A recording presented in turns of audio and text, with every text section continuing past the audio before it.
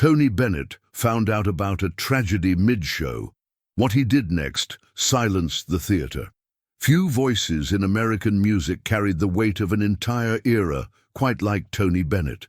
Born to Italian immigrant parents in New York City, Bennett rose from poverty and wartime service to become one of the most respected singers in the history of popular music. While the world remembers him for timeless classics like I Left My Heart in San Francisco, few truly know the challenges, quiet battles, and defining moments that shaped his extraordinary career. From smoky jazz clubs to the world's greatest stages, Tony Bennett's story is not just about fame, it is about resilience, dignity, and a voice that refused to fade with time. This is the true story behind the legend, a journey of talent, struggle, and timeless grace. The autumn of 1949 painted Astoria, Queens in shades of amber and rust, and 17-year-old Anthony Dominic Benedetto knew every crack in the sidewalk between his family's cramped apartment and PS 141, where he'd dropped out 2 years earlier to help keep food on the table. The neighborhood smelled of garlic and ambition, of immigrant dreams simmering in tiny kitchens, while the elevated train rattled overhead like a metronome counting down to something better. Tony, nobody called him Anthony except his mother when she was angry, stood in front of the cracked mirror in the bathroom he shared with his older brother and sister, practicing the way Bing Crosby held his mouth when he sang. The acoustics in that tiny tiled space were better than anywhere else in the apartment. And if he sang softly enough, maybe Mrs. Kowalski next door wouldn't bang on the walls again. "You sound like a dying cat," his brother John called through the door. But there was affection in the insult. John worked the docks now, came home with hands that looked like they'd been carved from wood, and stories about men who'd given up their dreams for steady paychecks.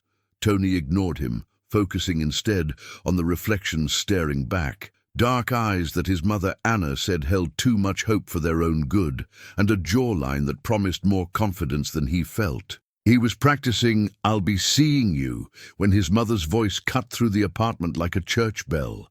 "Antonio, come eat before it gets cold."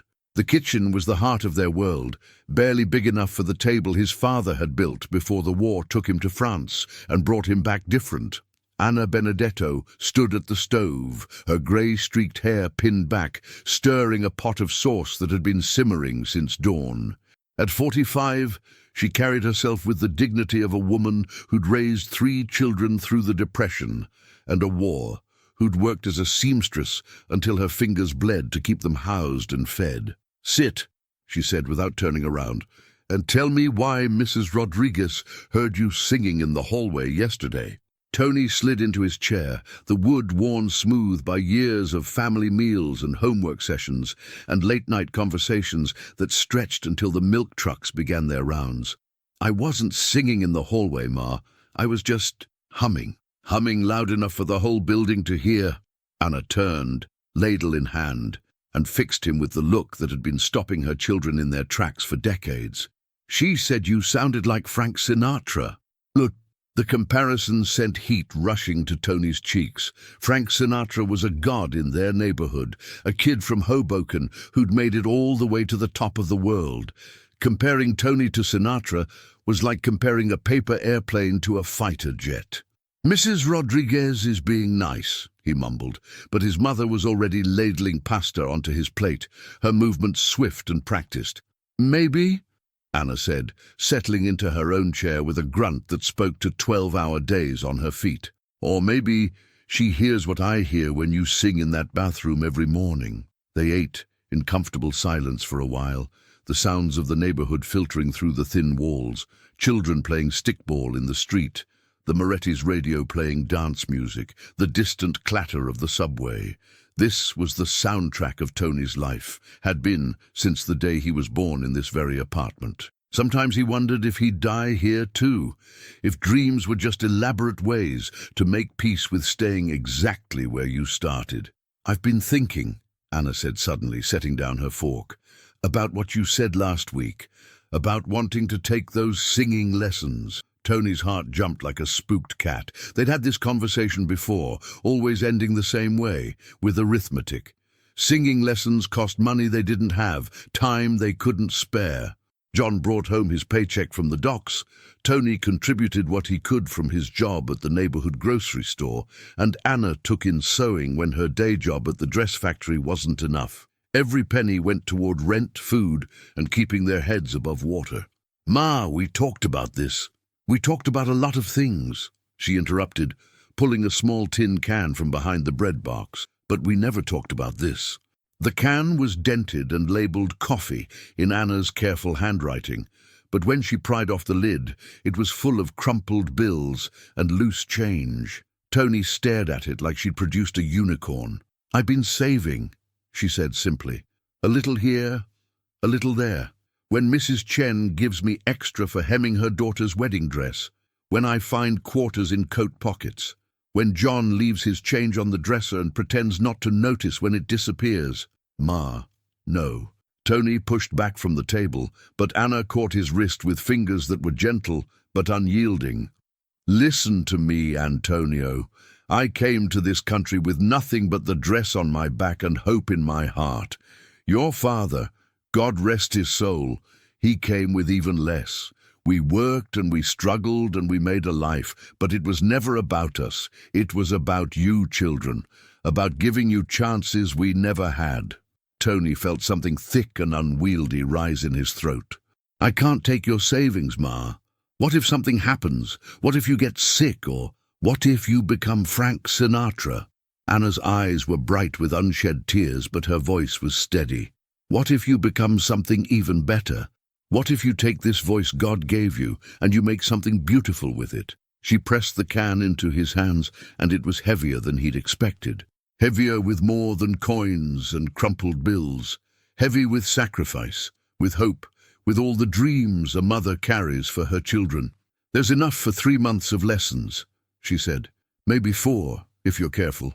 I found a teacher, Mrs. Roselli, lives over on Northern Boulevard.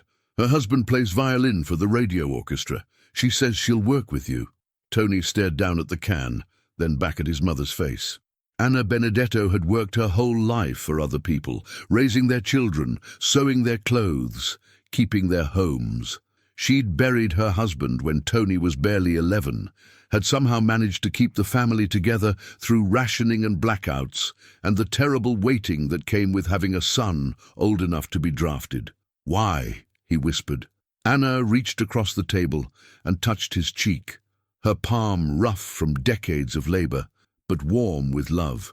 "Because when you sing in that bathroom every morning, you sound like hope sounds, and I think this world could use a little more hope." That night, Tony lay in the bed he shared with John, staring at the ceiling while his brother snored softly beside him. The can sat on the nightstand, catching occasional flashes of light from cars passing on the street below. 3 months, maybe 4. 3 months to prove that the voice he'd been carrying around like a secret was worth something. 3 months to justify his mother's faith, her sacrifice, her belief that her youngest son might be destined for something beyond Astoria. The elevated train rumbled past, shaking the whole building, and Tony closed his eyes and tried to imagine what it would feel like to stand on a real stage, under real lights, with hundreds of people listening to every note he sang. The image seemed impossibly distant, like trying to picture the surface of Mars. But somewhere in the darkness between sleep and waking, between the sound of John's steady breathing and the distant hum of the city that never slept, Tony began to believe that maybe, just maybe, dreams weren't always elaborate ways to make peace with staying exactly where you started. Maybe sometimes they were roadmaps to somewhere else entirely. Mrs. Roselli's apartment smelled like cigarettes and sheet music, with undertones of the cheap perfume she'd been wearing since the Coolidge administration. Her living room had been converted into a makeshift studio, with an upright piano that had seen better decades, and framed photographs of singers whose names Tony recognized from the radio. The carpet was worn thin in front of the piano bench, evidence of countless students who'd stood in that exact spot, dreaming the same dream he carried in his chest. "Sing," she said without preamble the first day he climbed the 3 flights of stairs to her door. No introductions, no pleasantries, just a command delivered in the kind of voice that brooked no argument. Tony had prepared, "I'll be seeing you," had practiced it in the bathroom mirror until he could hit every note perfectly. But standing in that studio, with Mrs. Roselli's sharp eyes dissecting him like a biology specimen, his throat went dry as chalk. I need the music," he stammered, but she was already shaking her head. "Music comes later. First, I need to hear what you're hiding behind." She settled herself at the piano, fingers poised over keys that had been worn smooth by decades of use. "Sing me something you love, something that matters to you." Without thinking, Tony found himself singing his mother's lullaby, the Italian song she'd hummed while cooking dinner every night of his childhood. "O Sole Mio" flowed out of him like water, carrying with it the taste of Anna's kitchen, and the sound of his father's laughter before the war changed everything. Mrs. Roselli stopped playing halfway through the first verse, but Tony kept singing, his eyes closed, lost in the memory of Sunday afternoons when his father would dance his mother around the tiny kitchen while the sauce simmered and the whole apartment filled with music. When he finished, the silence stretched like a held breath. "Again," Mrs. Roselli said quietly, "but this time, sing it for your father." The lessons became the highlight of Tony's week. Tuesday and Thursday evenings, right after his shift at Gristead's grocery store, he'd take the subway to Northern Boulevard and climb those 3 flights of stairs to Mrs. Roselli's world of possibility. She was merciless in her criticism and sparing with her praise. But slowly, so slowly he almost didn't notice, something began to change in his voice. "Breathe from your diaphragm, not your chest," she'd say, placing her palm flat against his stomach. "The voice lives here, in your center, not up in your throat where fear lives." She taught him to stand differently, to hold his shoulders back and plant his feet like he belonged wherever he was standing. She made him sing scales until his jaw ached, made him practice pronunciation until even his Brooklyn accent began to soften around the edges. "You're not just singing words," she'd remind him constantly. "You're telling stories. Every song is someone's truth. If you don't believe it, why should anyone else?" By the 3rd week of October, something extraordinary happened. Tony was working his way through "Blue Moon," a song that had always intimidated him, when Mrs. Roselli stopped playing and stared at him with an expression he'd never seen before. "What?" he asked, suddenly self-conscious. "Do that again," she said, "the way you just sang, 'Without a love of my own.'" He repeated the phrase, and she nodded slowly, like she was confirming something she'd suspected all along. "There," she said. "Right there. That's your voice. Not Sinatra's, not Crosby's. Yours." The compliment should have elated him, but instead, Tony felt a strange mixture of excitement and terror. Having your own voice meant you couldn't hide behind anyone else's anymore. It meant standing naked in front of the world, with nothing but your truth, and the hope that someone might want to hear it. Meanwhile, life outside Mrs. Roselli's studio continued its steady rhythm. At home, Anna pretended not to notice the change in the way her youngest son carried himself, though Tony caught her humming his scales while she cooked. John ribbed him about his fancy lessons, but always fell quiet when Tony practiced, standing in the doorway with arms crossed and an expression that might have been pride. The neighborhood was changing too, in ways both subtle and profound. The war had been over for 4 years, but its echoes still rattled through Astoria like aftershocks. Mr. Torino, who'd owned the corner barbershop since Tony was in diapers, had closed up and moved to the suburbs with his growing family. The empty storefront stood like a missing tooth, its windows covered with newspaper and promises of something new coming soon. More and more families were making the same choice, trading the familiar rhythms of Queens for split-level houses on Long Island, trading community for privacy, trading the elevated train's rattle for the hum of automobiles. It was the American dream in action, but it felt to Tony like watching his world dissolve one goodbye at a time. "Things change," his mother said one evening as they walked past another for rent sign.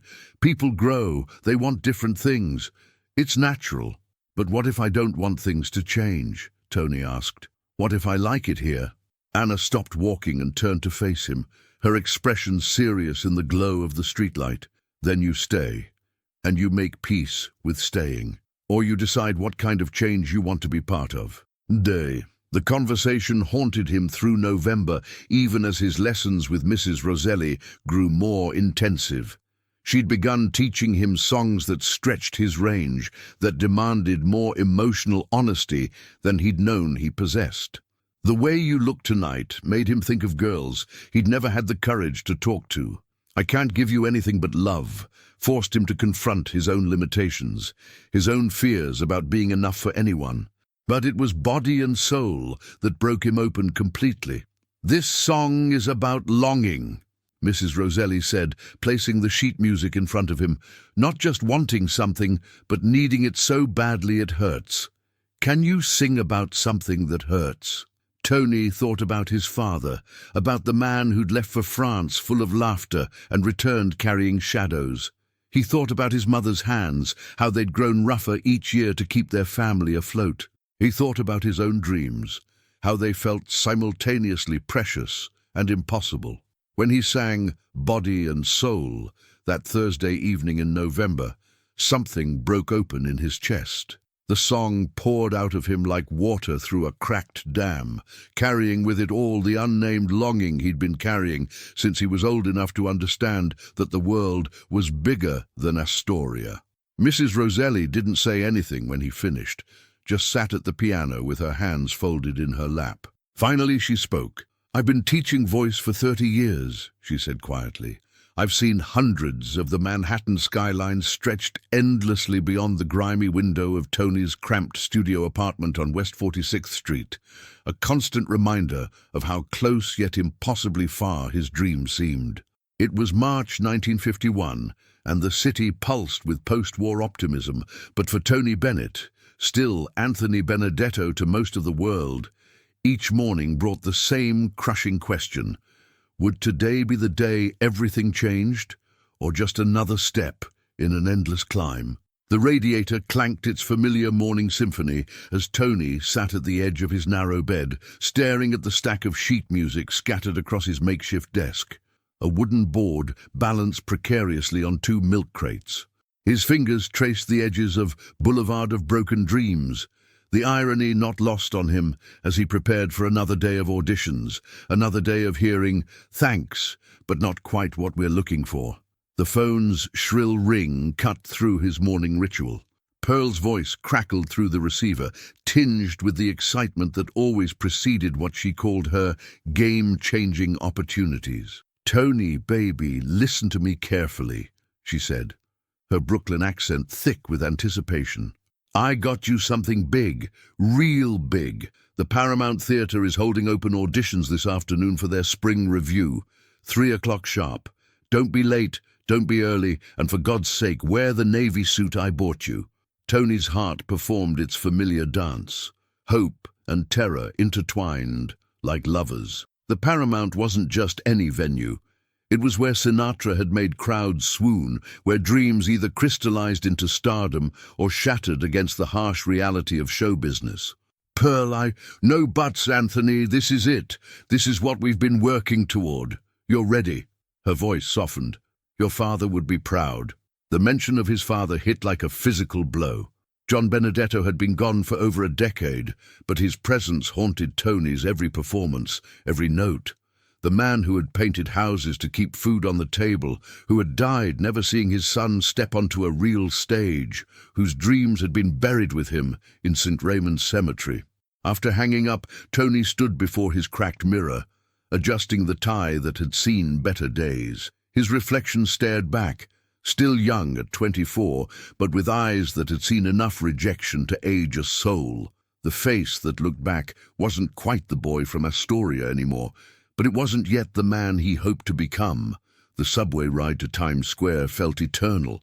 Each stop brought him closer to another moment of truth. Another chance to prove that the voice inside him, the one that sang in church choirs and army barracks, the one that had gotten him through the war, was worth something in this unforgiving city. The Paramount Theatre's backstage area buzzed with nervous energy. Dozens of hopefuls lined the hallways, each clutching their music, each carrying their own version of the American dream. Tony found a corner and closed his eyes, letting the familiar pre-performance ritual wash over him. He thought of his mother, Anna, her hands rough from seamstress work, counting pennies to pay for his singing lessons. He thought of his time in Europe during the war, singing for fellow soldiers who were homesick and scared. Music had been their lifeline then. Could it be his lifeline now? "Anthony Benedetto," a voice called. The stage was bigger than any he'd ever stood on. Empty seats stretched into darkness, their red velvet backs like an army of silent judges. The single spotlight felt like being under a microscope, every flaw magnified, every imperfection exposed. "What are you going to sing for us today?" The voice came from somewhere in the theatre's depths, disembodied and businesslike. "Boulevard of Broken Dreams," Tony replied, his voice steadier than he felt. The piano began its melancholy introduction, and Tony closed his eyes for just a moment. When he opened them, something had shifted. The empty theatre filled with ghosts, his father's encouraging smile, his mother's proud tears, the faces of soldiers who had found comfort in his voice during the darkest nights of war. His voice began soft, almost conversational, drawing the invisible audience into the story. Each note was deliberate, each phrase crafted with the precision of a painter mixing colors on his palette. This wasn't just singing, this was storytelling, emotional archaeology, the kind of performance that reached past the ears and grabbed the heart directly. As the song built, Tony's voice opened up, revealing its full power without losing its intimacy. He thought of every rejection, every closed door, every moment when quitting seemed easier than continuing. The pain fueled the performance, transformed into something beautiful and raw and utterly human. The last note hung in the air like incense, sacred and transformative. In the silence that followed, Tony could hear his own heartbeat, could feel the weight of everything he'd poured into those 3 minutes. "Thank you, Mr. Benedetto. We'll be in touch." The walk home felt different somehow. The city's harsh edges seemed softer, the crowds less overwhelming. Tony didn't know if he'd gotten the job, wouldn't know for days, but something had shifted inside him during those few minutes on stage. He'd found something there, in the spotlight's glare and the song's embrace, not just his voice, but his identity as an artist. Back in his apartment, he sat at his makeshift desk and pulled out a piece of paper. At the top he wrote, "Tony Bennett," the name Pearl kept insisting he use, the name that felt more like a costume than an identity. Below it, he began writing a letter to his father, something he did whenever the loneliness became too much to bear. "Dear Papa," he wrote, his handwriting careful and deliberate, "today I sang for strangers who might change my life. I thought of you up there, remembered how you used to hum while painting Mrs. Torino's kitchen. You always said music was the language of the soul. I think I'm finally learning to speak it fluently." The phone rang again, but this time Tony let it ring. Pearl's excitement could wait. Right now, in the quiet of his small apartment, with the city's lights beginning to twinkle beyond his window, he needed this moment of peace. Tomorrow would bring another audition, another chance, another step forward or backward on this impossible journey. But tonight, for the first time in months, Tony Bennett, Anthony Benedetto, whoever he was becoming, felt like he might actually make it after all. The call came on a Tuesday morning in late April, cutting through Tony's apartment like lightning through storm clouds. He'd been nursing his second cup of coffee and studying the classified ads in Variety, searching for any opportunity that might pay the bills while he chased his increasingly elusive dream. "Anthony!" Pearl's voice practically vibrated through the phone lines. "Sit down. No, actually, don't sit down. You're going to want to be standing for this." "Pearl, it's barely 9 in the morning. What? The Paramount job, you got it." The words hit him like a physical force. Tony's coffee cup slipped from his fingers, shattering against the linoleum floor and sending dark liquid spreading across his small kitchen. But he barely noticed. The world had tilted on its axis. "I got it," he whispered. "You got it, baby. 3 weeks, 6 shows a week, backing up the headliners. It's not the top billing, but it's the Paramount Theatre. Do you understand what this means?" Tony understood. The Paramount wasn't just a venue, it was a launching pad. Sinatra had graced that stage. So had Bing Crosby, Perry Como, all the voices that had shaped American music in the past decade.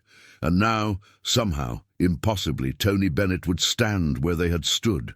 The next few hours passed in a blur of phone calls and preparation. Pearl arrived at his apartment by noon, her arms full of sheet music and her head full of strategies. She spread everything across his tiny table like a general planning a campaign. "Here's what we're going to do," she said, her Brooklyn accent sharper with excitement. "They want you for the dinner shows and the late shows. You'll be doing mostly standards. I left my heart in San Francisco. The Way You Look Tonight, maybe some Gershwin. But here's the thing, Anthony, and listen to me carefully. This isn't just about singing pretty. This is about making people remember you." Tony nodded, though his mind was still reeling. 3 weeks ago, he'd been just another hopeful face in a crowd of dreamers. Now he was going to perform on one of the most famous stages in America. "What if I'm not ready?" The words escaped before he could stop them. Pearl's expression softened. She reached across the table and took his hands in hers, hands calloused from years of work, but gentle in their certainty. "Anthony, honey, look at me. You've been ready your whole life. Every song you sang in that army barracks, every note you hit in those church choirs, every time you stood up and performed when it would have been easier to stay quiet, it was all preparing you for this moment." That evening, Tony walked through Times Square with new eyes. The neon signs seemed brighter, the crowds more vibrant. He stopped in front of the Paramount's marquee, staring up at the lights that announced the current show.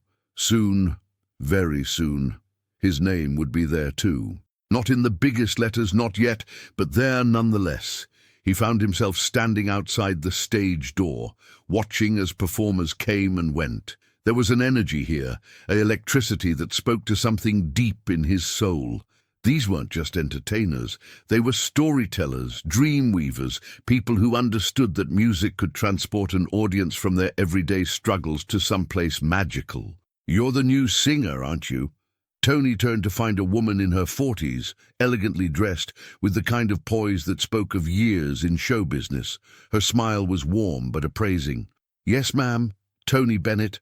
I start next week." "Rosemary Clooney," she replied, extending a gloved hand. "I'm headlining the current show. Word travels fast around here, especially about new talent. I heard you auditioned with Boulevard of Broken Dreams." Tony nodded, suddenly tongue-tied. Rosemary Clooney was already a star, her voice gracing radio shows across the country, and she was talking to him like an equal. "That's a tough song to make your own," she continued. "Too many singers try to imitate what came before instead of finding their own truth in the lyrics. From what I hear, you found your truth." "I tried to sing it the way I felt it," Tony replied honestly, like a conversation with someone who'd understand. Rosemary's smile deepened. "That's exactly right. That's what separates the singers from the artists. Remember that when you get up there next week. The audience isn't looking for perfection. They're looking for truth. Give them yours." The week that followed was a whirlwind of rehearsals, fittings, and preparation. Tony worked with the theatre's musical director, a veteran named Mickey Roth, who'd been arranging shows since the 1930s. Mickey was gruff, demanding, and absolutely unforgiving when it came to musical precision. "Bennett," he called during one particularly intense rehearsal, "you're thinking too much up there. Music isn't mathematics. It's communication. Stop trying to hit every note perfectly and start trying to mean something." The criticism stung, but Tony recognized its truth. He'd been so focused on technical perfection that he'd lost sight of the emotional core that had gotten him the job in the first place. That night, he called his mother. "Mama, I'm scared," he admitted, the words tumbling out in a rush. What if I forget the lyrics? What if my voice cracks? What if they realize they made a mistake? Anna Benedetto's voice came through the phone like a warm embrace. Anthony, you listen to me. When you were little, maybe 5 years old, you used to stand on a chair in our kitchen and sing for anyone who would listen. You weren't worried about making mistakes then. You just sang because the music needed to come out of you. But this is different, Mama. This is the same thing, just with more people listening. The music is still inside you, Anthony. It's the same music that got you through the war, the same music that made your father smile even on his worst days. Trust it. Trust yourself. The night before his debut, Tony couldn't sleep. He walked the streets of Manhattan until dawn, his mind churning with possibilities and fears. As the sun rose over the East River, he found himself in Central Park, sitting on a bench and watching the city wake up around him.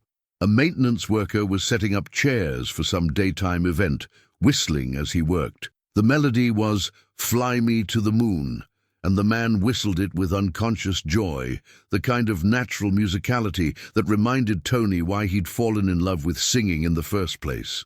"Excuse me," Tony called out. "That's a beautiful song." The man looked up, surprised. He was probably in his 60s, with hands that spoke of decades of honest work. "Oh, that? Just something that gets stuck in my head. My wife loves that song. I whistle it. She smiles. Been married 42 years, and it still works." "Music has that power," Tony agreed. "It connects people." "That's the truth. You a musician, son?"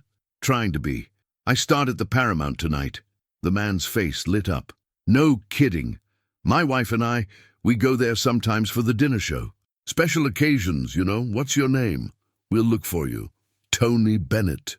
"Well, Tony Bennett, you remember something when you get up on that stage tonight.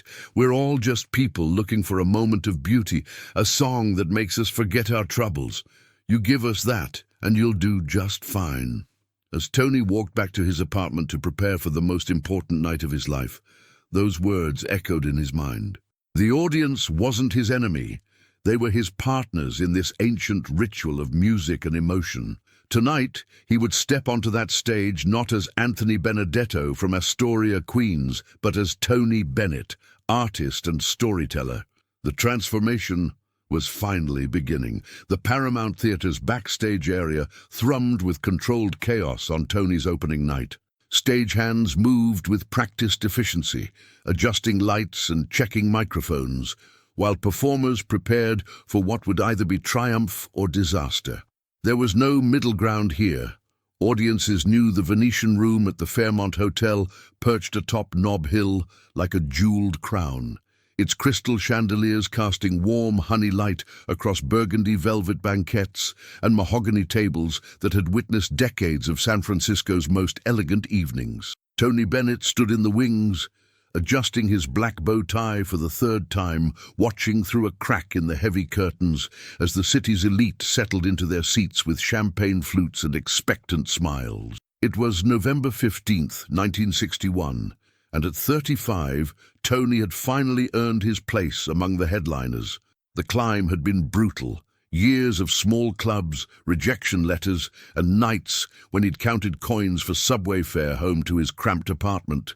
But now, standing backstage in the Fairmont's opulent embrace, he could feel the weight of his father's dreams pressing gently against his shoulders like a familiar hand. "5 minutes, Mr. Bennett," whispered Jimmy Roselli, the stage manager. His weathered face creased with the kind of smile reserved for performers who'd proven themselves worthy of the Venetian room's legendary stage. Tony nodded, rolling his shoulders to release the tension that always coiled there before a performance. Through the velvet curtains, he could hear the gentle murmur of conversation mixing with the soft clink of silverware against fine china. The audience was finishing their dinner, prime rib and lobster thermidor, the kind of meal his family could never have afforded when he was growing up in Astoria. The orchestra was already in place, led by Ralph Sharon, whose fingers danced across the piano keys in warm-up scales that seemed to float through the room like musical butterflies. Tony had worked with Ralph for 2 years now, and they'd developed an almost telepathic understanding. The way Ralph could sense when Tony needed an extra beat to connect with a lyric. The way Tony could feel Ralph's energy shift when a song was about to soar beyond its written boundaries. "You ready for this, boss?" Ralph called softly from the piano bench, his Brooklyn accent cutting through the pre-show atmosphere like a familiar friend's voice in a crowded room. "Ready as I'll ever be," Tony replied, though the butterflies in his stomach told a different story. This wasn't just another show.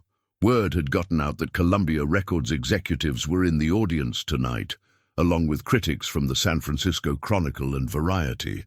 One magical evening could change everything, or one disaster could send him tumbling back down the ladder he'd spent years climbing.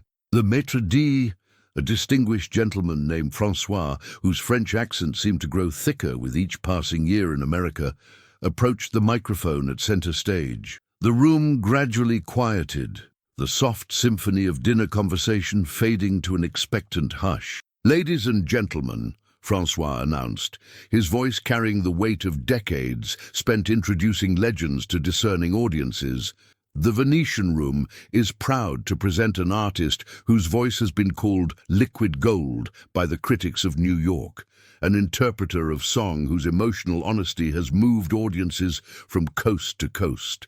Please welcome Mr. Tony Bennett." The applause erupted like a wave breaking against the shore, warm and enveloping. Tony took a deep breath, straightened his shoulders, and stepped into the golden light that spilled across the stage like honey from heaven. The room seemed to shimmer around him, crystal glasses catching the chandelier light, faces upturned with anticipation, the city of San Francisco stretching beyond the windows like a carpet of stars. He approached the microphone with the easy confidence he'd learned to project, even when his heart was racing. This was his moment, the culmination of every lesson learned in dingy clubs, every hour spent perfecting his phrasing, every night he'd fallen asleep dreaming of stages exactly like this one. "Good evening," he said, his voice carrying easily to the back corners of the room without effort, the way his father had taught him to speak from the chest with conviction. "It's a beautiful night in San Francisco, and I can't think of anywhere else I'd rather be than right here with all of you." The audience responded with warm murmurs of appreciation, and Tony felt that familiar magic beginning to build. The invisible thread that connected performer to audience, the alchemy that transformed a room full of strangers into a single, breathing organism focused on the music about to unfold. Ralph's fingers found the opening chords of "Because of You," the song that had launched Tony's career 2 years earlier, and the room seemed to hold its breath. This was the moment when everything else fell away. The business pressures, the critics' expectations, the constant worry about the next gig. In this golden bubble of light and sound, there was only the music and the story it needed to tell. As Tony began to sing, his voice weaving through the melody like silk through a loom, he could see faces in the audience beginning to change. The polite attention of dinner theatre was transforming into something deeper. Recognition that they were witnessing not just entertainment, but art. A well-dressed woman in the front row closed her eyes and swayed slightly, lost in the emotion of the lyric. An elderly gentleman reached across the table to take his wife's hand, and Tony knew they were remembering their own love story. This was why he'd chosen this impossible profession, why he'd endured the rejection and uncertainty. In moments like these, when his voice became a bridge between hearts, when the music created a shared space where strangers could feel less alone, this was when all the struggle made sense. The song ended to thunderous applause, and Tony felt the room's energy shift into that magical territory where anything seemed possible. The Venetian Room had embraced him, and he could feel the invisible current of connection flowing between stage and audience like electricity through golden wire. "Thank you," he said simply, but his smile conveyed everything words couldn't capture. He was home. The second song flowed seamlessly from the first, Tony's voice finding new depths in Blue Moon as Ralph's piano painted silver shadows across the melody. The Venetian room had settled into that perfect state of attention, not the stiff formality of a concert hall, but the intimate focus of friends gathered around a piano in someone's living room, if that living room happened to be adorned with crystal and velvet. Tony moved through his repertoire like a master craftsman working with familiar tools, each song building upon the last, creating an emotional architecture that drew the audience deeper into his world. During The Boulevard of Broken Dreams, he noticed a woman near the bar discreetly wiping her eyes, and he remembered why Sinatra had once told him that the best singers weren't just vocalists, they were emotional archaeologists, digging up feelings people didn't even know they'd buried. Between songs, Tony's natural charm emerged in his patter with the audience. Unlike some performers who seemed to erect walls between themselves and their listeners, Tony possessed an almost magical ability to make every person in the room feel as though he were singing directly to them. "You know," he said, loosening his bow tie slightly as the evening progressed, "they told me San Francisco audiences were sophisticated. What they didn't mention was how beautiful you all are." The compliment was delivered with such genuine warmth that even the most jaded society matrons found themselves smiling like schoolgirls. At a corner table near the windows, Harold Stern, the Columbia Records executive, leaned forward in his chair, his usually impassive face showing signs of genuine interest. His companion, music critic Herb Kahn from the Chronicle, scribbled notes on his napkin between sips of his martini. Tony caught the gesture out of the corner of his eye and felt his pulse quicken. Reviews could make or break a career, and Kahn's words carried weight throughout the entertainment industry. But as Tony launched into "I Left My Heart in San Francisco," a song he'd only recently added to his repertoire, something extraordinary happened. The room seemed to vibrate with a collective intake of breath, as if every person present suddenly realized they were witnessing the birth of something special. The song, written by George Corey and Douglas Cross, had been floating around for months without finding the right interpreter. Tonight, in this golden room overlooking the city it celebrated, Tony Bennett was claiming it as his own. His voice soared through the melody with a combination of technical precision and emotional honesty that left the audience spellbound. When he reached the climactic phrase about his heart remaining in San Francisco, high on a hill, his voice seemed to encompass not just the physical beauty of the city spread below them, but the entire complex emotion of love, for places, for people, for moments that define who we become. The silence that followed was profound, the kind of hush that descends when an audience knows they've witnessed something extraordinary. Then the applause erupted. Not the polite appreciation of earlier, but something wilder and more immediate. People rose from their seats without conscious thought, drawn upward by the sheer force of what they'd experienced. Harold Stern was on his feet, his usual poker face replaced by the expression of a man who'd just discovered gold. Herb Kahn had stopped writing entirely, his pen forgotten as he joined the standing ovation. But it was the face of a young waitress near the kitchen doors that moved Tony most. Tears streaming down her cheeks, her serving tray forgotten as she clapped with the fierce enthusiasm of someone who understood that she'd just witnessed history in the making. During the brief intermission, Tony retreated to the small dressing room behind the stage, his shirt damp with perspiration despite the evening's cool temperature. The adrenaline was still coursing through his veins, that familiar cocktail of exhaustion and exhilaration that came after connecting with an audience in a way that transcended mere entertainment. Jimmy Roselli appeared in the doorway, his weathered face split by a grin that seemed to light up the small room. "Mr. Bennett, I've been working this room for 23 years, and I've never seen anything like what just happened out there. That song, 'I Left My Heart in San Francisco,' you just made it yours forever." Before Tony could respond, there was a soft knock on the door. Ralph Sharon peeked his head in, his eyes bright with excitement. "Tony, There are people from Columbia Records asking if they can speak with you after the show, and that critic from the Chronicle wants to do an interview. Also, he paused dramatically, Frank Sinatra's people called. He wants to know if you'll consider doing some dates with him at the Sands next month. Tony sank into the small chair in front of the mirror, the magnitude of the evening beginning to settle over him like a heavy blanket. This was it. The breakthrough he'd dreamed about, prayed for, worked toward through all those years of struggle. The Venetian Room had become his launching pad, and he could feel his life beginning to change in ways both thrilling and terrifying. "Give me 2 minutes," he told Ralph, "then let's go finish this show properly." As he straightened his bow tie and prepared to return to the stage, Tony caught his reflection in the mirror and saw something new in his own eyes. A confidence that went beyond mere professional competence. Tonight, he'd found his voice not just as a singer, but as an artist. The boy from Astoria had become the man he'd always dreamed of being. The second set opened with "Fly Me to the Moon," Tony's voice now carrying an additional layer of authority that seemed to fill every corner of the room.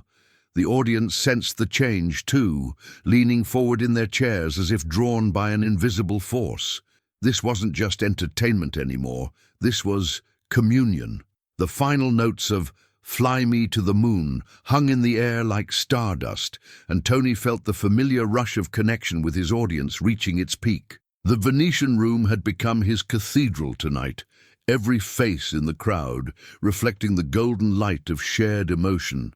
He was riding the kind of wave that performers spend their entire careers chasing, that perfect storm of song, audience, and moment that creates something larger than the sum of its parts. "Ladies and gentlemen," Tony said, his voice carrying easily to the back corners of the room, "I want to thank you for making this one of the most special evenings of my life. San Francisco has given me something extraordinary tonight, and I hope I've been able to give a little something back." The applause was warm and sustained, but Tony could sense the evening reaching its natural crescendo. He had 2 more songs planned, "Because of You," as a callback to his earlier success, followed by a tender rendition of "Blue Velvet" to bring the crowd down gently from their emotional high. It was the kind of calculated programming that separated true professionals from mere entertainers. But as he turned to signal Ralph for the next song, Tony noticed unusual movement in the wings. Jimmy Roselli was standing just off stage, his face grave, gesturing urgently towards someone Tony couldn't see. The stage manager's usual calm demeanor had been replaced by something that looked suspiciously like distress. Tony's professional instincts kicked in immediately. Whatever was happening backstage, the audience must never know. The golden bubble of the performance had to be maintained at all costs. He turned back to the microphone with his most charming smile, buying time while his mind raced through possibilities. "You know," he said conversationally, "they say that San Francisco is a city where dreams come true. Tonight, standing here with all of you, I can say that's absolutely true." The audience responded with appreciative murmurs, completely unaware of the drama unfolding behind the curtain. From the corner of his eye, Tony saw a figure emerge from the shadows. A young man in a Western Union uniform, his face flushed from what appeared to be a hurried climb up the Fairmont's steep driveway. The telegram in his hand seemed to glow under the stage lights, like a small, ominous beacon. Jimmy Roselli intercepted the messenger quickly, his movements economical and professional. Tony watched as the stage manager read the telegram, saw the color drain from the older man's face, watched him fold the yellow paper with hands that seemed suddenly unsteady. The audience was beginning to sense something, that indefinable shift in energy that occurs when the performance space is disrupted by outside forces. Tony knew he had perhaps 30 seconds before the spell broke entirely, before the magic of the evening dissolved into confusion and awkward questions. "I'd like to dedicate this next song to someone very special," Tony said, his voice steady despite the growing tension backstage. "Someone who taught me that no matter how far you travel, no matter how high you climb, You never forget where you came from. Ralph's fingers found the opening chords of The Way You Look Tonight, and Tony began to sing, his voice carrying all the warmth and professionalism that had made him a star. But internally, his mind was racing. The telegram, the messenger's urgent manner, Jimmy's stricken expression, none of it boded well. As he moved through the familiar melody, the Venetian room hummed with anticipation as Tony Bennett adjusted his bow tie one final time in the cramped backstage mirror. The reflection staring back at him showed a man on the precipice of something magnificent. His dark eyes held both the hunger of ambition and the weight of every sleepless night that had brought him here. Outside, the murmur of San Francisco's elite mingled with the gentle clinking of crystal glasses, creating a symphony of expectation that made his pulse quicken. 5 minutes, Mr. Bennett, called Jimmy Roselli, the stage manager whose weathered face had seen 1,000 performers come and go through the Fairmont's doors. Jimmy had worked the Venetian room since it opened in 1947, and he'd developed an eye for separating the pretenders from the genuine articles. Tonight, watching Tony pace like a caged panther in his perfectly pressed tuxedo, Jimmy knew he was witnessing something special. The dressing room walls seemed to close in as Tony ran through his set list one more time. I Left My Heart in San Francisco would be his opener. A bold choice, considering he was performing the song in the very city that inspired it. But Tony had always been drawn to authenticity over safety, and tonight felt like the perfect moment to lay his soul bare before an audience that could make or break his career.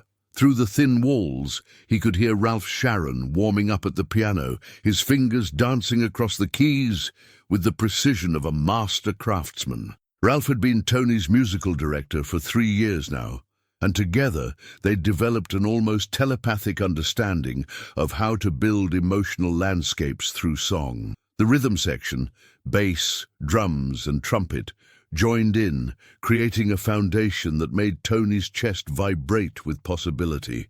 Mr. Bennett, a young woman's voice interrupted his pre-show ritual. Sally Martinez, the Fairmont's publicity coordinator, stood in the doorway with a clipboard pressed against her navy blue dress. At 26, she was one of the few women in her position at any major venue, and she'd fought tooth and nail to prove herself worthy of the role. There's a reporter from the Chronicle here tonight, and Herb Khan might stop by later. This could be the review that changes everything for you. Tony nodded, feeling the familiar flutter of nerves and excitement that preceded every important performance. He'd learned long ago that the key wasn't to eliminate the butterflies, it was to make them fly in formation. Thanks, Sally. Any other VIPs I should know about? The usual suspects from Nob Hill Society, a few record executives from L.A., and, she paused, consulting her clipboard, there's a gentleman at table 12 who specifically requested to meet you after the show. Said his name was Vincent D'Amico, claimed he knew your father back in Queens. The mention of his father hit Tony like a physical blow, though he managed to keep his expression neutral. John Benedetto had been gone for over 15 years now, but the mere suggestion that someone had known the man who'd shaped his earliest understanding of music and dignity sent ripples through his composure. Did he say anything else? Just that he had some stories he thought you'd want to hear.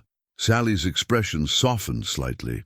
She'd worked with enough performers to recognize the look that crossed Tony's face, that mixture of hope and vulnerability that came when the past reached into the present. Should I tell him you'll see him? Yeah, Tony said quietly, his mind already racing with possibilities. Yeah, tell him I'll find him after the last set. As Sally disappeared back into the controlled chaos of the venue, Tony found himself transported to the cramped apartment in Astoria where he'd grown up. He could almost smell his mother's marinara sauce simmering on the stove, could almost hear his father's rich baritone humming Italian folk songs while he shaved at the kitchen sink.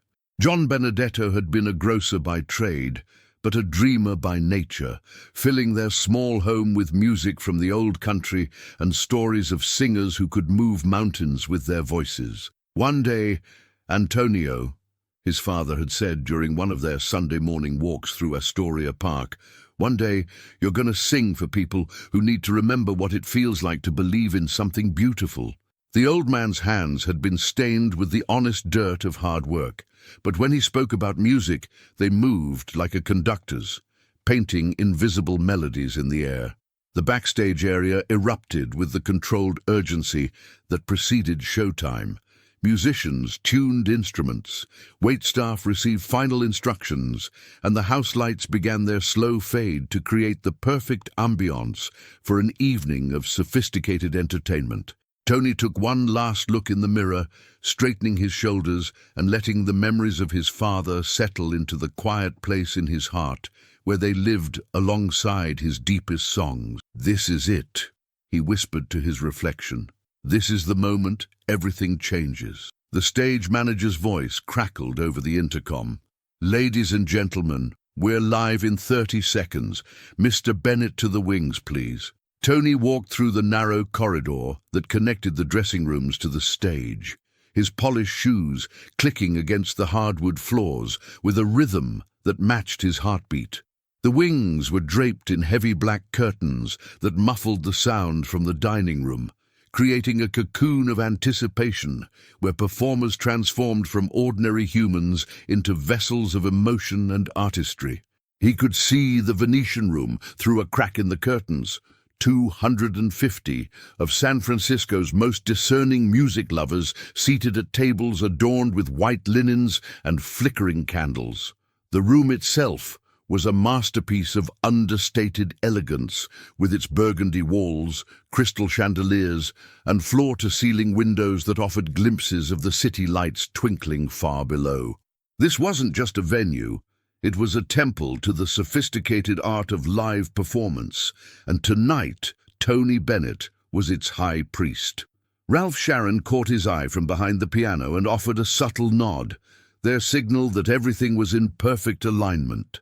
The rhythm section settled into their positions with the quiet confidence of professionals who'd spent years learning to disappear into the music while still providing its essential foundation. The spotlight operator, invisible in his booth high above the room, prepared to paint Tony in the warm, golden light that would transform him from a nervous young man into a conduit for pure emotion.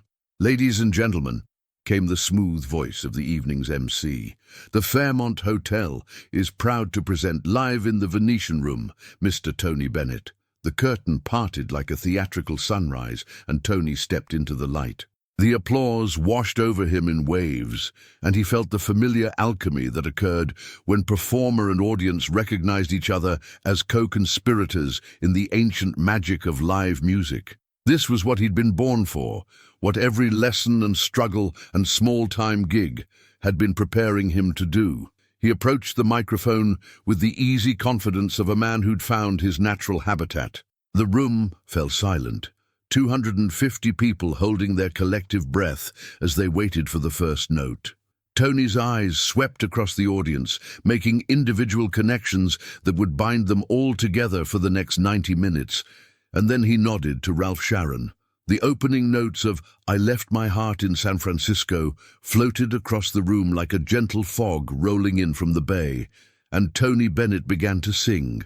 The first notes that poured from Tony Bennett's lips seemed to transform the very air in the Venetian room. The song that would eventually become his signature, though none of them knew it yet, unfolded like a love letter to the city that sparkled beyond the windows. His voice, warm as aged whiskey and smooth as San Francisco fog, wrapped around each word with the kind of intimacy that made 250 strangers feel like they were sharing secrets with an old friend. "I left my heart in San Francisco," he sang, and the words hung in the air like a confession. "High on a hill, it calls to me." At table 7, Margaret Whitfield, a socialite whose husband owned half the shipping companies in the Bay Area, found herself leaning forward despite her usual reserve. She'd attended dozens of performances in this very room, most of them pleasant but forgettable background entertainment for business conversations and social posturing. But something about this young man's voice cut through the polite veneer of high society and spoke directly to the girl from Nebraska who still lived somewhere deep inside her perfectly coiffed exterior. To be where little cable cars climb halfway to the stars, Tony continued, his eyes finding individual faces in the audience and holding them just long enough to make each person feel chosen. This was the gift that separated true performers from mere entertainers, the ability to make intimate contact with hundreds of people simultaneously, to sing to the room as if it were a single beloved friend sitting across a kitchen table. Ralph Sharon's piano work provided the perfect complement to Tony's vocals, never competing for attention, but always adding exactly the right emotional coloring to support the story being told. His fingers found the spaces between the melody lines, painting subtle harmonies that enhanced without overwhelming. The rhythm section followed suit, their playing so tasteful and restrained that the music seemed to breathe naturally, like a living thing. From his position at table 12, Vincent D'Amico watched with the intensity of a man seeing ghosts made flesh. At 64, Vincent carried the weathered dignity of someone who'd spent his life in the practical world of small business and family obligations, but his love for music had never dimmed. He'd known John Benedetto back in Astoria, had watched a young Tony grow from a neighborhood kid with a decent voice into something approaching the miraculous. Now, seeing that same boy commanding one of the most prestigious rooms in America, Vincent felt tears threatening to break his composure. The song reached its climactic moment, Tony's voice soaring over the gentle orchestration with a power that seemed to fill every corner of the room without ever feeling forced or strained. This was technique married to emotion, years of study and practice providing the foundation for genuine feeling to shine through. He wasn't just singing about San Francisco. He was painting a portrait of longing, of finding home in unexpected places, of the way certain cities could claim pieces of your soul. As the final notes faded into the reverential silence that follows truly transcendent musical moments, the audience seemed to realize collectively that they'd witnessed something special. The applause began slowly, almost hesitantly, as if people were afraid to break the spell, then built into the kind of sustained ovation that every performer dreams of receiving. Tony stepped back from the microphone, his face glowing with the particular joy that comes from perfect communion between artist and audience. He'd felt it the moment the first words left his lips, that magical click when performer and crowd become part of the same emotional organism. This was why he'd endured the lean years, the rejection letters, the nights when he'd wondered if he was chasing an impossible dream.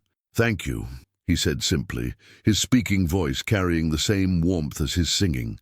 "Thank you so much. You know, they say you can't go home again, but sometimes you can find pieces of home in the most unexpected places." The evening continued with a carefully curated selection of standards and newer material, each song chosen to build an emotional arc that would take the audience on a complete journey through the landscape of human experience.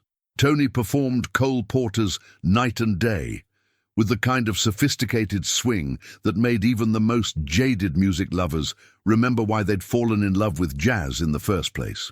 His interpretation of Body and Soul was so achingly tender that more than one listener found themselves thinking of lost loves and roads not taken. Between songs, Tony's banter revealed the working-class kid from Queens who still lived beneath the polished performer. He told stories about his early days playing tiny clubs in the village, about the old-timers who'd taken him under their wings and taught him that singing wasn't just about hitting the right notes. It was about finding the truth hidden inside every lyric and setting it free.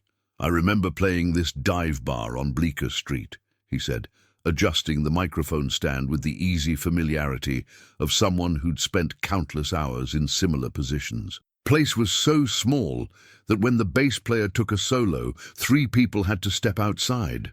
But there was this one guy, this old Italian gentleman, who came every Tuesday night and sat at the same table, never applauded, never smiled, just sat there listening with this expression, like he was judging whether I deserved to breathe the same air as the masters. The audience chuckled, drawn into the intimacy of shared storytelling. One night, after about 6 months of this torture, he walks up to me after the last set. I'm thinking, this is it. He's going to tell me to find a new line of work. Instead, he looks me right in the eye and says, "Kid, you're starting to sound like you mean it." Then he walks out. Never saw him again, but that was the night I realized the difference between singing songs and living them. The story resonated through the room because everyone recognized the universal truth buried within it. That moment when external validation becomes less important than internal authenticity, when the approval that matters most is the quiet knowledge that you're doing exactly what you were meant to do. As the evening progressed, Tony noticed Vincent D'Amico at table 12, the older man's intense attention creating a subtle but noticeable current of connection across the room. There was something familiar about his face, something that tickled the edges of memory like a half-remembered melody. During a particularly quiet moment in "The Way You Look Tonight," their eyes met across the crowded room, and Tony felt a jolt of recognition that he couldn't quite place. The second set flew by in a blur of perfect musical moments. Tony's voice seemed to grow stronger and more confident with each song, as if the audience's appreciation was feeding directly into his ability to reach deeper emotional truths. Ralph Sharon and the rhythm section locked into a groove so tight it felt telepathic, their playing elevating Tony's vocals while never competing for attention. "For our final song this evening," Tony announced as the night drew toward its close, "I'd like to perform something that's very close to my heart. It's a song about the people who shape us, about the voices we carry with us long after they've gone silent." The opening notes of "My Father" floated across the room like a prayer, and Tony's voice took on a quality of raw vulnerability that made the sophisticated surroundings fade away. This wasn't a performance. It was a confession, a public acknowledgement of the man whose dreams and dignity had provided the foundation for everything Tony had become. As he sang about hands stained with honest work and eyes that held the wisdom of immigrants who'd sacrificed everything for their children's futures, Vincent D'Amico felt his own memories flooding back. John Benedetto had been exactly the kind of man Tony was singing about. Proud without being arrogant, hard-working without being bitter, full of dreams he'd invested in his son's future rather than mourning as his own lost chances. The song ended with the room wrapped in the kind of silence that follows only the most profound emotional experiences. For a long moment, no one moved. The backstage corridor of the Fairmont Hotel felt smaller than usual as Tony Bennett stood frozen, the assistant manager's words echoing in his mind like a broken record. The memory of his father's death, John Benedetto, the grocer who had worked himself into an early grave, crashed over him with the force of a Pacific wave against the San Francisco cliffs. "Mr. Bennett?" The young man's voice seemed to come from underwater. "Sir, you're on in 5 minutes." Tony's hand trembled as he reached for his bow tie, the simple black silk suddenly feeling like a noose around his throat. The Venetian room's muffled sounds, the clink of champagne glasses, the soft murmur of expectant conversation, the gentle shuffle of the orchestra tuning their instruments, all seemed to fade into a distant hum. In that cramped space between the storage closet and the service elevator, surrounded by the hotel's gilded opulence, Tony found himself transported back to Astoria, Queens, to a cold February morning in 1936 when he was just 9 years old. He could see it all again. The cramped apartment above Benedetto's grocery store, his mother Anna's tear-streaked face, the way the winter light filtered through the frost-covered windows. His father had been everything to him, the man who sang Italian folk songs while arranging vegetables, who taught Tony that hard work was a prayer in itself, who believed that America was a place where dreams could bloom if you tended them carefully enough. "Papa always said the show must go on," Tony whispered to himself, his voice barely audible above the hotel's ambient noise. But even as he said it, his legs felt unsteady, his breath shallow and quick. The assistant manager shifted nervously, clearly sensing something was wrong, but uncertain how to help. "Mr. Bennett, the crowd is getting restless." Mr. Sinatra's people are here tonight, and there's talk that some executives from Columbia Records are in the house. Columbia Records. The words should have sent a thrill through Tony's chest, but instead they felt like additional weight pressing down on his shoulders. This was supposed to be his moment, the performance that could change everything, that could transform Tony Benedetto from Queens into the Tony Bennett, whose name would grace marquees across the country. But how could he sing about love and hope when all he could think about was loss? The backstage area buzzed with activity around him. A waitress hurried past carrying a tray of cocktails, her heels clicking against the polished floor. The orchestra's pianist ran through a quick scale, the notes cascading like droplets of sound. Somewhere in the distance, the hotel's elevator chimed its arrival, bringing more guests to witness what was supposed to be Tony's triumph. Instead, he felt like he was drowning. "Give me a minute," Tony managed to say, his voice steadier than he felt. The assistant manager nodded and retreated, leaving Tony alone with his memories and the growing pressure of expectation from beyond the curtain. He closed his eyes and tried to center himself the way his voice coach had taught him. But instead of finding calm, he found himself remembering the funeral, the small service at St. Joseph's, the way his father's hands had looked folded over his chest, so still after a lifetime of constant motion. John Benedetto had been only 39 years old, worn down by the Great Depression, by the constant struggle to keep food on the table and dreams alive in his children's hearts. "You sing for the people who can't sing for themselves," his father had told him once while they were restocking shelves after a particularly long day. "Music isn't just entertainment, Antonio, it's medicine for the soul." The words felt both like a blessing and a burden now. How could he heal others when his own soul felt fractured? From beyond the curtain came the sound of applause, not for him, but for the orchestra as they took their positions. The spotlight would be warming, casting its golden glow across the small stage where dreams were made and broken nightly. In just minutes, he would need to step into that light and become the man the audience expected him to be.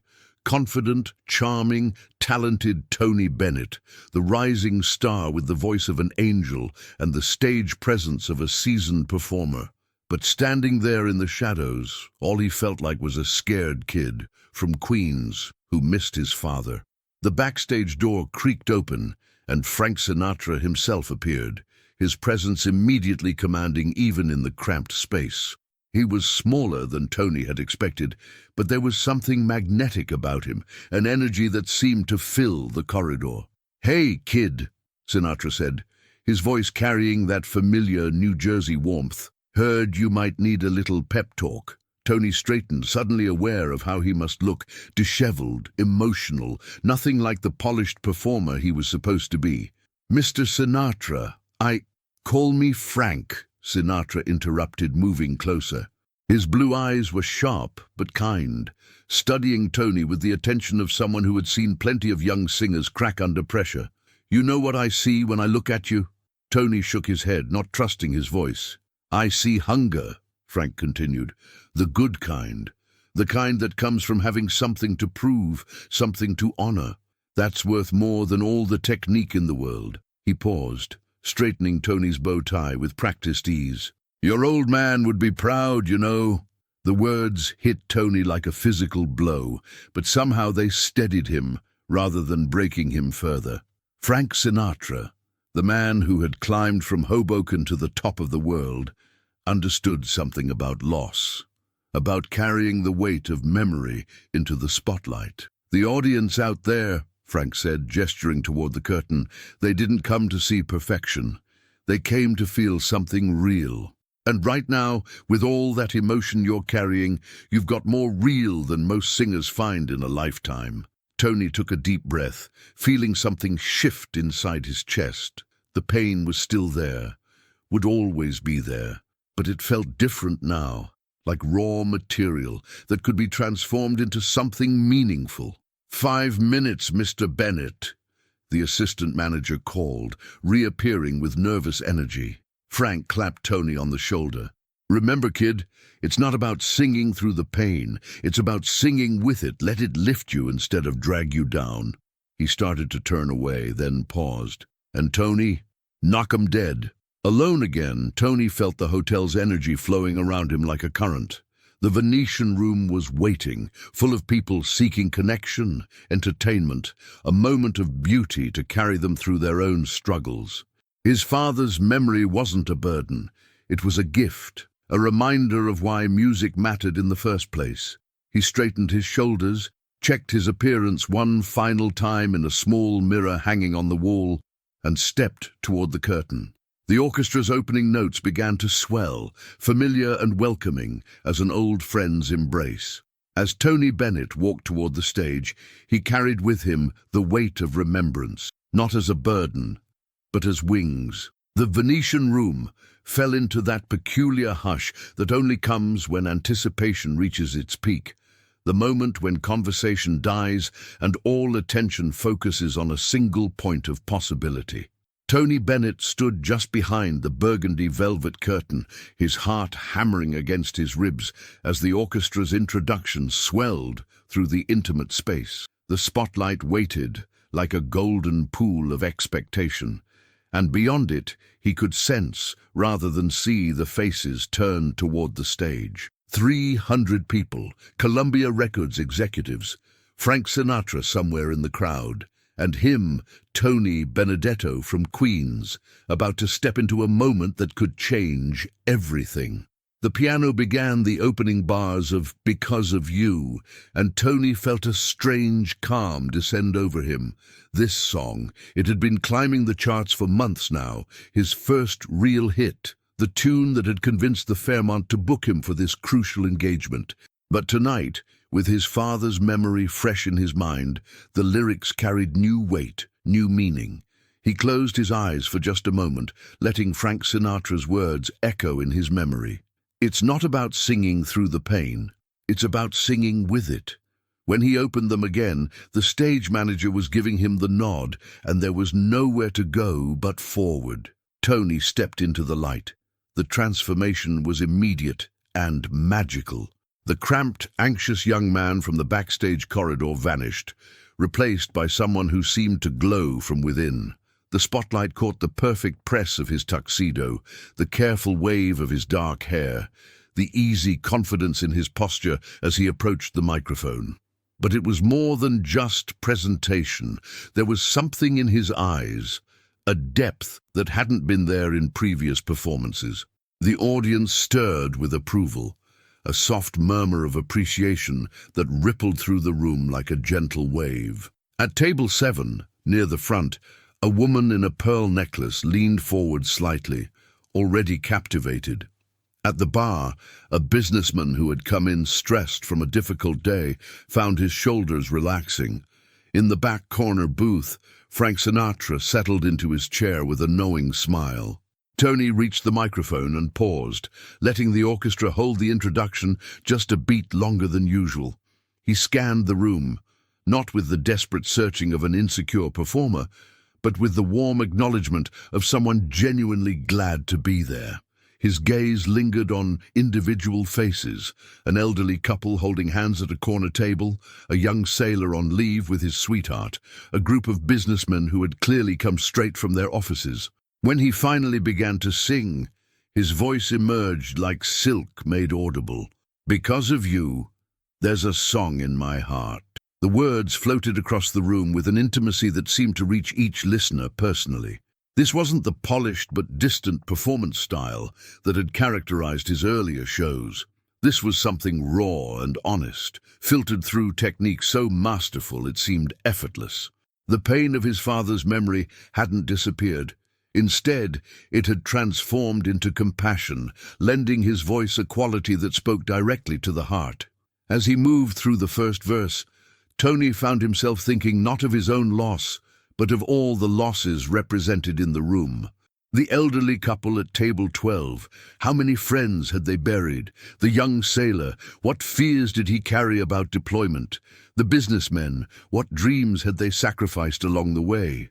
Because of you, there's a love song in every breeze. His voice grew stronger, more confident as he found his rhythm. The orchestra responded to his energy, the bass line walking with perfect precision, the brushes on the drums creating a gentle pulse that seemed to match the room's collective heartbeat. Tony began to move slightly, not the calculated choreography of a rehearsed act, but the natural sway of someone lost in the music. During the instrumental bridge, he stepped back from the microphone and caught Frank Sinatra's eye across the room. The older singer raised his glass slightly in acknowledgement, a small gesture that spoke volumes. Frank had been right. The audience could sense authenticity, could feel the difference between technique and truth. As the song built toward its climax, Tony found himself thinking of his father again, but this time the memory brought warmth instead of pain. John Benedetto had believed that America was a place where a grocer's son could stand on stages like this, could move people with nothing but his voice and his heart. In this moment, that belief felt vindicated. Because of you, my life has found its song. The final note hung in the air for what felt like an eternity, sustained by both Tony's voice and the room's collective held breath. When it finally faded, the silence lasted just long enough to feel profound before erupting into applause that seemed to come from somewhere deeper than appreciation, from recognition, from connection, from the acknowledgement that they had just witnessed something special. Tony stepped back from the microphone, genuinely moved by the response. The applause continued, building rather than fading, and he found himself having to wait longer than usual before beginning his next song. When he finally raised his hand to quiet the room, there was something different in his posture, a confidence that seemed to have crystallized during those few minutes under the lights. "Thank you," he said, his speaking voice carrying the same warmth as his singing. "You know, there's something magical about this room, about this night. I came up here carrying some heavy thoughts and somehow—" He paused, looking out at the sea of faces. "Somehow, sharing them with all of you has made them lighter." A woman at a front table nodded, her eyes bright with understanding. Near the bar, the stressed businessman found himself leaning forward, drawn into the intimate conversation Tony was creating with the entire room. "This next song," Tony continued, "is one that my father used to hum while he worked. He probably never knew the words, but he knew the melody carried something important. Music has a way of keeping the people we love alive, don't you think?" The murmur of agreement that rippled through the room was soft but unmistakable. Tony had found his rhythm now, his connection with the audience flowing as naturally as conversation with old friends. The nervous young man from backstage was completely gone, replaced by an artist who understood that vulnerability was not weakness, but the very foundation of genuine performance. As the orchestra began the introduction to Blue Moon, Tony felt his father's presence not as an absence, but as a gift. The gift of understanding what it meant to work for something larger than yourself, to find dignity in effort, to believe that beauty could emerge from struggle. The spotlight felt warm on his face, and the Venetian room felt like home. Tony Bennett was no longer just singing for success or recognition. He was singing for connection, for healing, for the belief that music could transform not just individual hearts, but entire rooms full of people seeking something beautiful in an often difficult world. As his voice soared into the familiar melody, Tony knew that whatever happened next, whether Columbia Records signed him, whether bigger venues beckoned, whether fame followed, this moment had already changed him. He had stepped into the light carrying grief and found that the light had transformed it into grace. The evening was just beginning, but already something extraordinary was taking shape in the golden glow of the Venetian room. The Venetian room had found its perfect temperature, warm enough for intimacy, cool enough to keep the audience alert and engaged. Tony Bennett was 3 songs into his set, and the room had transformed from a collection of individual diners into a single, breathing organism focused entirely on the young man with the extraordinary voice. Even the waitstaff had slowed their service, reluctant to break the spell that seemed to grow stronger with each note. At table 15, near the windows overlooking San Francisco Bay, Margaret Chen sat with her husband Robert. The Venetian room had never felt so alive with tension. Tony Bennett stood center stage, his fingers still wrapped around the microphone stand, the weight of the news backstage pressing against his chest like a physical force. The audience remained completely still, sensing something profound was happening, but unable to name it. The orchestra members exchanged glances, their instruments poised but silent, waiting for a cue that seemed suspended in time.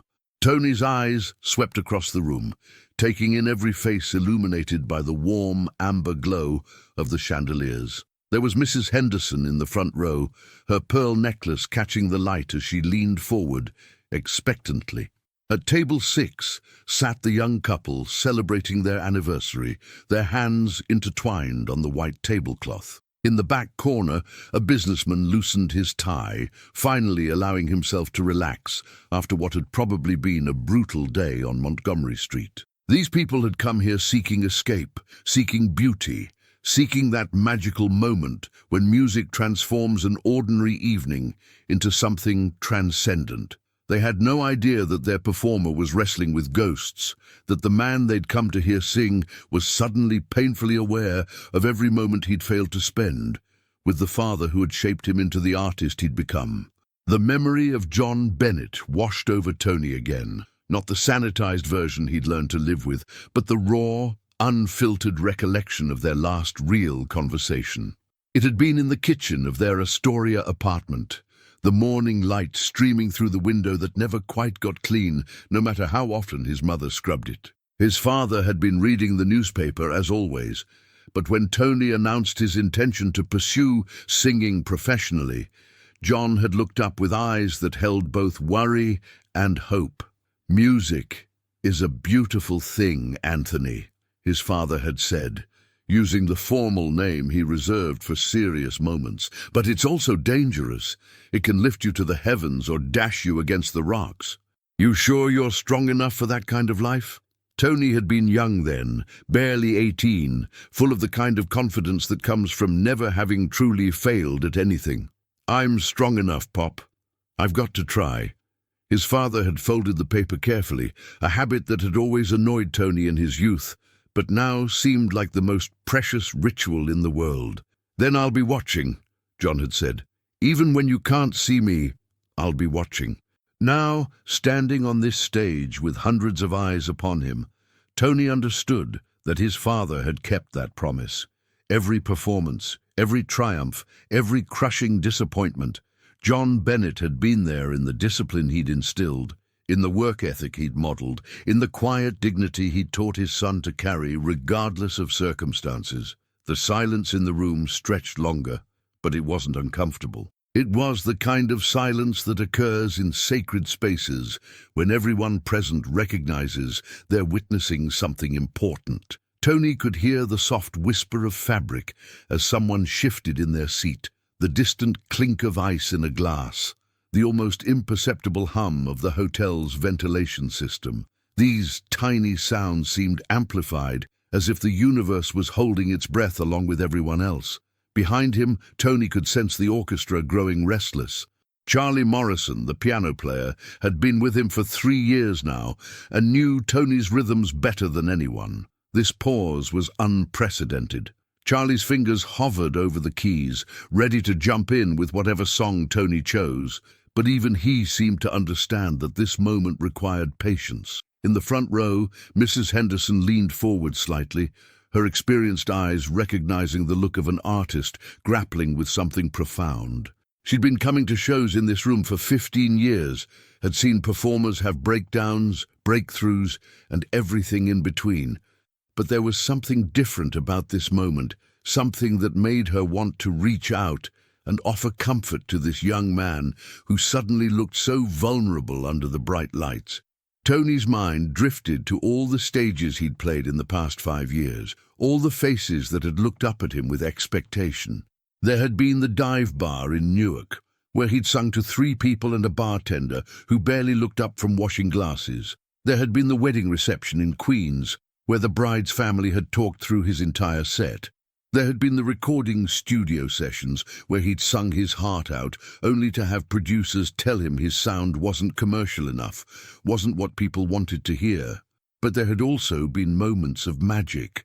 The night in Chicago, when an elderly man in the back row had wept openly during Blue Moon. The afternoon matinee in Philadelphia, where a young couple had gotten engaged right there at their table, while Tony sang "The Way You Look Tonight." The late-night radio show where the DJ had told him, after they went off air, that his voice reminded him of everything good about America. Each of these moments had been building towards something, Tony realized. Not toward fame or fortune, though he certainly hoped for both, but toward this understanding that music wasn't just entertainment, it was connection. It was the invisible thread that linked every human heart to every other human heart. The universal language that said, "You are not alone in this world." His father had understood this, even though John Bennett had never been much of a singer himself. Tony remembered Sunday mornings when his father would hum while shaving, always the same melody, "Danny Boy," though he never sang the words. Years later, Tony had realized it was because the song was about a father watching his son go out into the world, about love that transcends physical presence, about the ache of letting go while never truly letting go. The audience was still waiting, their patience a gift Tony didn't take lightly. He could see the bartender in the back had stopped polishing glasses. The waitresses had frozen in place, their trays balanced but forgotten. Even the hotel manager, who usually hovered near the entrance checking his watch, stood perfectly still by the door. This was what his father had meant about music being dangerous. It wasn't just dangerous for the performer, it was dangerous for everyone in the room. It demanded honesty, vulnerability, the willingness to be changed by what you heard and felt. It asked everyone present to drop their defenses and admit that they too carried losses and hopes and dreams that sometimes felt too big for their hearts to hold. Tony thought about the conversation he'd had with his mother just the week before, when she'd called him at his small apartment on the Upper West Side. She'd been cleaning out some old boxes and had found a program from one of his earliest performances, a church talent show when he was barely 16. John Bennett's name was written in the margin in pencil. "Anthony sang like an angel tonight. Proud father." He saved everything, his mother had told him, her voice thick with emotion. Every review, every program, every little mention of your name in the papers. He had a whole scrapbook I never knew about. The weight of that discovery hit Tony anew as he stood on the stage. His father hadn't just been watching. He'd been collecting, preserving, celebrating every small step of his son's journey toward this moment. John Bennett had died believing in Tony's talent even when Tony himself had doubted it, had faith in his son's future, even when that future seemed impossibly distant. And now, here Tony stood on the verge of everything his father had hoped for him. The recording contract was almost finalized. The booking agent in New York had promised him better venues, bigger audiences. The critics were starting to take notice, to mention his name in the same breath as the singers he'd idolized since childhood. But none of that mattered as much as this moment, this connection with these people who had chosen to spend their evening listening to him sing. They were giving him their time, their attention, their emotional availability. In return, he owed them nothing less than his complete truth. Tony loosened his grip on the microphone stand and took a half step forward, closing the distance between himself and his audience even more. The movement was subtle, but it shifted something in the room's energy. The silence that had felt suspended now felt purposeful, pregnant with possibility. He could see his reflection in the brass fixtures around the room, multiplied and distorted, but recognizably him. A young man in a well-pressed suit, hair carefully styled, bow tie perfectly straight. But inside, he felt like that 16-year-old boy singing in the church talent show, hoping his father in the audience could hear not just his voice, but his heart. The orchestra remained poised, waiting for his signal. Charlie's eyes met his briefly, a question in the pianist's expression, but Tony gave the slightest shake of his head. Not yet. This moment still belonged to the silence. to the space between what had been and what was about to be. In that space, Tony made his choice. He would sing, but not just for himself or even for his audience. He would sing for every person who had ever lost someone they loved, for every child who had tried to make a parent proud, for every dreamer who had ever stood on the precipice between fear and faith. He would sing for his father, who couldn't hear him, but whose love had given him the voice to sing. The decision came to Tony Bennett not as a conscious choice, but as an inevitable recognition, like watching the sun set and knowing that night must follow. He didn't select the song so much as the song selected him, rising from the depths of his memory with the weight of everything he'd ever felt but never been able to say. "Danny boy." The words formed silently on his lips before he spoke them aloud.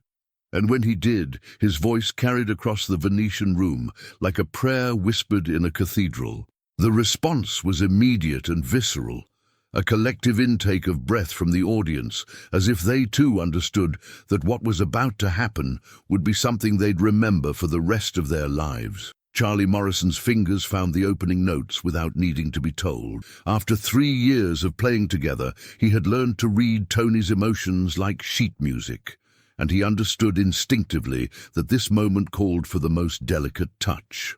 The melody began as barely more than a whisper, each note carefully placed like stepping stones across a river of silence. Tony closed his eyes for a moment, letting the familiar melody wash over him. How many times had he heard his father hum this song? How many Sunday mornings had begun with that wordless tune drifting from the bathroom as John Bennett prepared for another day of honest work? The memory was so vivid, Tony could smell the Old Spice aftershave, could hear the soft scrape of the razor against weathered cheek, could see the steam on the mirror that his father would wipe away with the palm of his hand. When Tony opened his eyes and began to sing, his voice carried 22 years of longing, of questions never asked and conversations never finished. "Oh, Danny boy, the pipes are calling." The first line hung in the air like morning mist, beautiful and ethereal and somehow heartbreaking in its simplicity. Tony had sung this song dozens of times before, at weddings, at Irish pubs in Queens, at late-night jam sessions when the crowd had thinned and only the true music lovers remained. But he had never sung it like this, with the full weight of loss and love pressing against every word. The audience seemed to lean forward collectively, drawn by something in his voice they couldn't quite name but recognized nonetheless. Mrs. Henderson in the front row felt tears spring to her eyes without knowing why. The young couple, celebrating their anniversary, found themselves holding hands tighter, suddenly aware of how precious and fragile their time together truly was. In the back corner, the businessman who had loosened his tie now sat perfectly still, his drink forgotten, thinking about his own father back in Ohio, who had never quite understood his son's ambitions, but had supported them anyway. From glen to glen and down the mountainside, Tony's voice grew stronger with each phrase, not louder but deeper, more resonant with the kind of truth that can only come from genuine emotion. He thought about all the places his journey had taken him. The small clubs in New Jersey, the recording studios in Manhattan, the countless hotel rooms in cities whose names blurred together in his memory. His father had never seen most of these places, would never know how far his son had traveled from that little apartment in Astoria. But John Bennett had given Tony something more valuable than a roadmap. He had given him a compass, an internal sense of direction that had guided him through every triumph and disappointment, the work ethic that got Tony to every rehearsal early, the perfectionism that made him practice scales until his throat was raw, the humility that kept him listening, learning, growing even when others told him he'd already arrived. "The summer's gone, and all the flowers are dying." The line hit Tony like a physical blow, the weight of impermanence suddenly overwhelming. Summers did end, flowers did die. Fathers grew old and passed away, leaving their children to carry on without their steady presence. But was that really the end of the story? Or was there something else, something that transcended physical presence? Charlie's piano seemed to answer the question, the melody lifting and soaring in a way that suggested not ending, but transformation. The other orchestra members joined in gradually, first the soft brush of drums, then the whisper of strings, finally the golden warmth of brass. But they played with restraint, understanding that this moment belonged primarily to the voice and the story it was telling. Tony had performed with full orchestras, had felt the power of 100 musicians backing his voice. But tonight, with this smaller ensemble, he felt more supported than ever.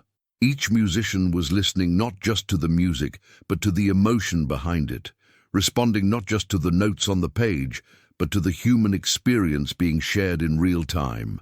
"'Tis you must go, and I must bide." The audience was completely silent now. Even the usual restaurant sounds, the clink of silverware, the whisper of conversation, the rustle of fabric, had ceased entirely. It was as if the whole room had agreed, without discussion, that this moment required their complete presence and respect. Tony could see faces in the amber light, each one reflecting something back to him. The elderly woman at table 12, who reminded him of his grandmother. The middle-aged man, who kept checking his watch but had now forgotten it entirely. The young woman who had been writing in a journal when he started singing and whose pen now lay still beside the closed notebook. These were his people, Tony realized, not because they shared his ethnicity or his background or his musical taste, but because they shared his humanity. They understood, even without knowing the details of his story, that he was singing about love and loss and the complex beauty of being human in a world that was both wonderful and heartbreaking. "But come ye back when summer's in the meadow." The promise in these words felt like a revelation. Come back, not in body perhaps, but in memory, in influence, in the countless ways that love persists beyond physical presence. Tony thought about all the ways his father continued to live in him. In his posture at the microphone, in his insistence on treating every audience with respect, in his belief that music could bridge any gap between